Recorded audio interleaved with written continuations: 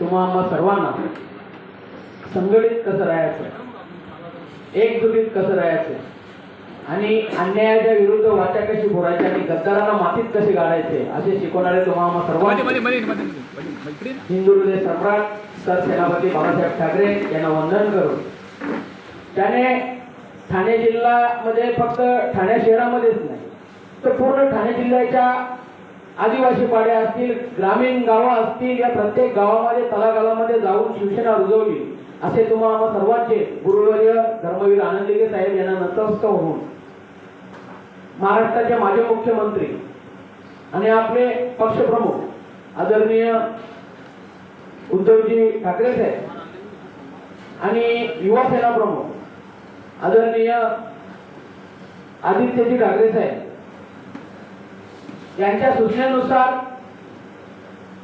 आपण या वाडा तालुक्यामध्ये निष्ठावंत शिवसैनिकांचा कार्यकर्ता मेळावा जो आयोजित केलेला आहे त्या कार्यक्रमाला उपस्थित तुम्हा आम्हा सर्वांचेच नाही तर पूर्ण महाराष्ट्राच्या लाडक्या मार्गदर्शिका उपनेते आदरणीय ज्योतिताई ठाकरे मॅडम, आदरणीय अरुणजी पाटील साहेब, माझे जिल्ह्याचे सहकारी उपजिल्हा प्रमुख कांतीलालजी देशमुख साहेब, प्रमोदजी घोलप साहेब, शहर प्रमुख तालुका प्रमुख निलेशजी पाटील साहेब, महिला आघाडी संघटिका अस्मिताजी लहाने मॅडम, माजी नगराध्यक्षा गीतांजली कोल्हेकर मॅडम, नावे सर्वांची घ्यायचे कारण उशीर खूप झालेला आहे. सर्व सन्माननीय व्यासपीठ उपस्थित सर्व माझे निष्ठावंत शिवसैनिक, सर्व उपतालुका प्रमुख, विभाग प्रमुख आणि खास करून माझे शाखा प्रमुख आणि या कार्यक्रमाला आवर्जून उपस्थित असलेले माझे सर्व पत्रकार बंधूंनो, खरं तर मी वाड्याला आल्यानंतर थोडा आनंद या गोष्टीचा काही वाटतोय की माझ्या जिल्हा प्रमुखाच्या क्षेत्रामध्ये वाडा असेल, तालुका असेल किंवा शहापूर असेल, परंतु वाड्यामध्ये आल्यानंतर असं वाटतंय की कितीही वर्गण्या कोणी केल्या तरी माझ्या वाडा तालुक्यातला शिवसैनिक हलवू शकत नाही. ही ताकद फक्त तुम्हाला सर्व निष्ठावंत. मी जाणून बुजून प्रत्येक उपतालुका प्रमुखांना बोलायला सांगितलं की आपल्या जिल्हा परिषद गटाची थोडक्यात मला माहिती आहे. अनेक जणांनी चांगल्या पद्धतीने आपल्याला माहिती होती ती माहिती आपल्या जिल्हा परिषद गटाची, पंचायत समिती गटाची देण्याचा प्रयत्न केलेला आहे.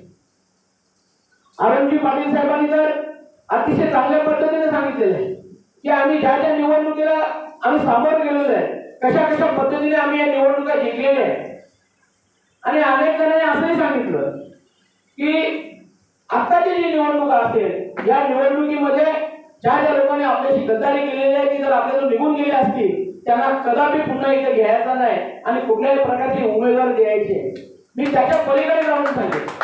त्याने असंही जर सांगितलं की माझी चुकी झाली, मला उमेदवारी नको, मला बघ या पक्षात तरी घ्या, तरी सुद्धा आम्ही उद्धव साहेबांना सांगितलं या लोकांना.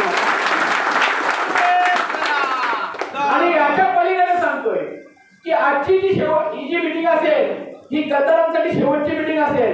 याच्यामध्ये कोण जर बसले असतील त्यांना असं वाटत असेल तर मला उमेदवारी मिळाली नाही तर मला दुसऱ्या पक्षात जायचं आहे, तो उमेदवारी वाट पाहू नका, आत्ताच गेले तरी चालेल. कारण ही शिवसेना आता निष्ठावंतांची शिवसेना राहिली.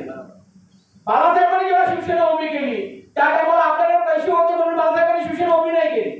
बाळासाहेबांनी ज्या वेळेला शिवसेना उभी केली त्यावेळेला माझ्या या महाराष्ट्रातला शेतकरी असेल, माझ्या महाराष्ट्रातला तरुण पिढी असेल, माझ्या महाराष्ट्रातला कामगार वर्ग असेल, त्यांच्यावर अन्याय जे होतोय त्या अन्यायाला वाचा फोडण्यासाठी शिवसेना उभी केली. आज जर आपण बघितले असाल तर अनेक जणांनी सांगितलं आम्ही जेव्हापासून या वाड्यामध्ये शिवसेना स्थापन केली तेव्हापासून आम्ही शिवसेनेचे निष्ठावंत कार्यकर्ते आहोत आणि काम करतोय. मला अशी शिवसैनिक काही कार्यकर्त्यांनी भाषणामध्ये सांगितलं की तिकीट देताना काही लोक पैशाचा आम्ही दाखवण्याचा प्रयत्न करतील, काही लोक वल्गना करण्याचा प्रयत्न करतोय. हा जिल्हा प्रमुख खूप वेगळ्या जातीचा आहे.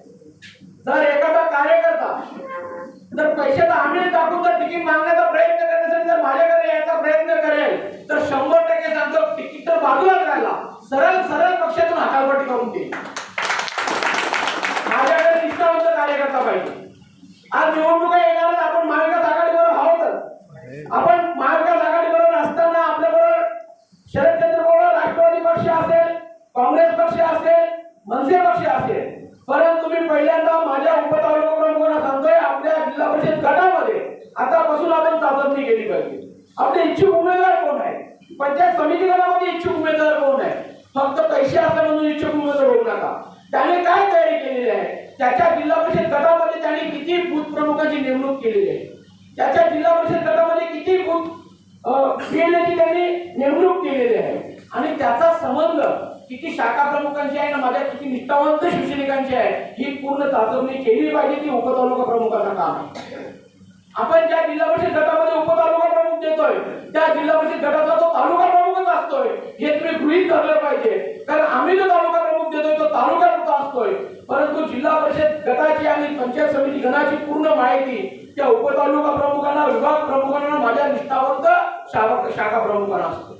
म्हणून मी आज या मेळाव्याच्या माध्यमातून प्रत्येक शाखा प्रमुखांना सांगेन की आतापासून आपण कामाला लागलो पाहिजे. आपल्या गावामध्ये किती पोलिंग बूथ आहे, त्या पोलिंग बूथवर आपण नेमणूक केलेली आहे का, त्या पोलिंग बूथवर आपण बेल्याचा फॉर्म भरलेला आहे का. जर एका वेळी जर नेमणूक केलेली नसेल, बेल्याचा फॉर्म भरला नसेल, तर लवकरात लवकर आपण उपतालुका प्रमुखांशी संपर्क साधून उपतालुका प्रमुखांनी तालुका प्रमुखांशी संपर्क साधून या रिक्त पदं जी आहेत ती लवकरात लवकर भरण्याचा प्रयत्न करा. मित्रांनो,